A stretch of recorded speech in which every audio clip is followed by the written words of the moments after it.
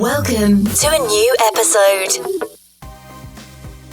Hey everyone, welcome back to the Qualifications podcast. As always, I'm your host Chris Bailey, and today we're diving into something every plumber and construction apprentice and future tradesperson should know inside and out. This is the concept of fluid categories under the UK water regulations. Stick around, this matters for your safety, your career and every job you touch involving water. Let's imagine you're finishing your apprenticeship, or maybe you just started your first job on site. You open the job sheet for new installation, perhaps a mixing unit, a boiler system or a softener, and you see the note, check fluid category. You might think, what's that got to do with me? Well, practically everything, because selecting the wrong filters or not installing proper backflow prevention can turn a simple job into a health hazard, and could even land you or your employer in hot water, literally. Today we're going to talk through what fluid categories are, why they exist and how they affect your work, and real world examples you might meet on site, told like I'm explaining it to you on the tools. So what are fluid categories? At their simplest, fluid categories are a risk rated system for water and other fluids, based on how clean or hazardous they are. This classification comes from the Water Supply Water Fittings Regulation 1999.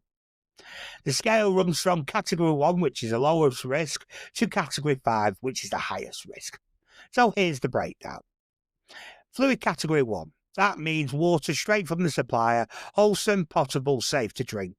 Think water direct from the water company's pipes. Fluid Category 2. Still essentially clean water, but impaired in the terms of taste, smell and temperature or appearance.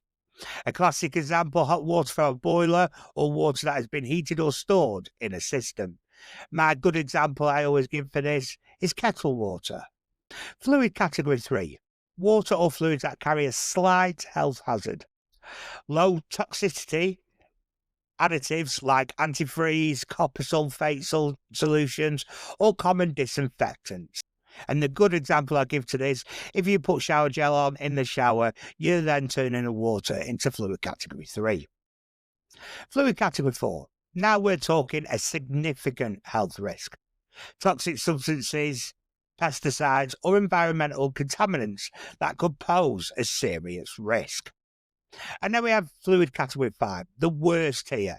Fluids with serious health hazards. Think water contaminated with bacteria, fecal matter, animal waste, radioactivity, or very toxic substances. Even the raw juices off your chickens and meat are category 5. One thing students forget is rainwater and grey water harvesting are both category 5. So why does this matter? Picture this, you're installing a new water softener system in an old house.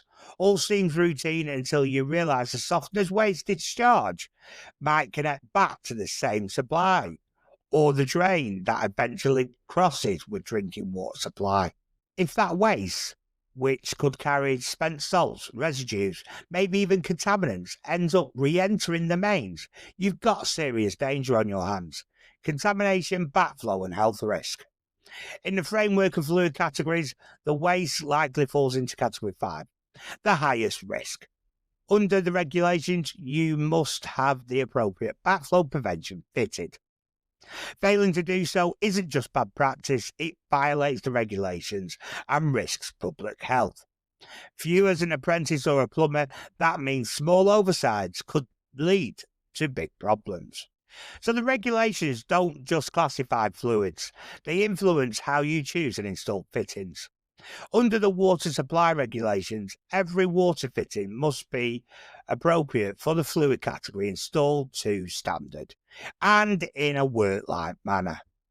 If fluid downstream from the fitting is category 4 or 5, you must install adequate backflow prevention. Often a specialised valve or appropriate device designed for the risk level. Even domestic jobs, say installing boilers, softeners or water garden systems, can trigger these requirements. In short, fluid categorisation isn't bureaucratic noise, it directly defines what you can legally and safely install. So what it means to you as an apprentice, a student or a future tradesperson. Know your fluid categories before you jump in. Always ask, what type of fluid will this fitting carry? Drinking, heated water, waste discharge or chemicals. Choose fittings and backflow prevention carefully based on the highest risk fluid downstream. Don't assume hot water is safe. Understand the health and legal implications. Getting it wrong threatens public health, violates regulations, and can damage your reputation or qualification record.